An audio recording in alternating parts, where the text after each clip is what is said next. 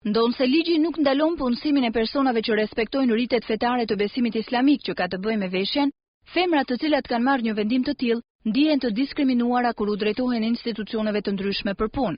Sepse dyert për ne nuk hapen. Plot raste të cilët kanë vlerësuar aftësinë intelektuale ose profesionale të këtyre vajzave, por që problemi ka qenë shamia.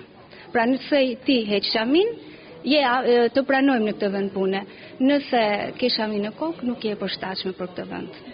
Pra nuk merret shumë parasysh aftësia jon, por merret parasysh kjo që ne mbajmë mbi kokë. Një shqetësim të tillë e ngreh edhe drejtori i medreses në Tiranë, ku dhe arsimohen shumica e vajzave të veshura, pasi ka patur raste të përsëritura, ku nxënëse të veshura nuk janë lejuar të ndjekin arsimin e lartë në universitetet të vendit.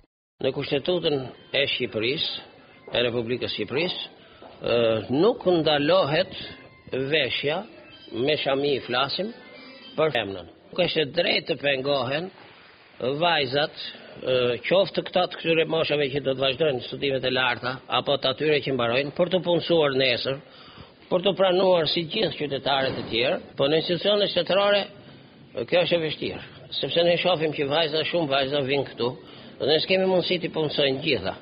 Ambasada amerikane në Tiranë mbështet një projekt të nxënësve të kësaj shkolle, të cilët më parë kanë diskutuar tema që lidhen me përdorimin e duhanit apo alkoolit, ndërkohë që sot diskutimet u përqendruan tek mbulimi i vajzave.